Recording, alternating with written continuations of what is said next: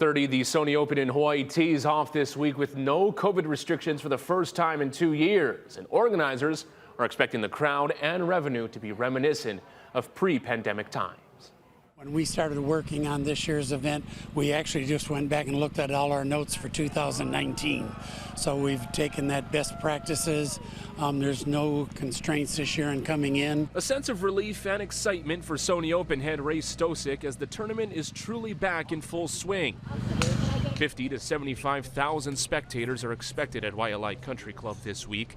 A far cry from the last two events where there were no fans allowed in 2021, and last year international travel restrictions remained. And after 2 years of pandemic and testing and everything else, it was extremely difficult, not only on the event and operating it, but also just the charitable giving. It was a tough time for us. Meeting an annual fundraising goal of $1.2 million for the Friends of Hawaii charities shouldn't be a problem this year.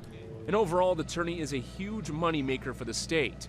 Economic expert Jerry Agrusa says it's Hawaii's most profitable sporting event behind the marathon, generating $30 million annually, as those who make the trip typically stay for at least 7 days.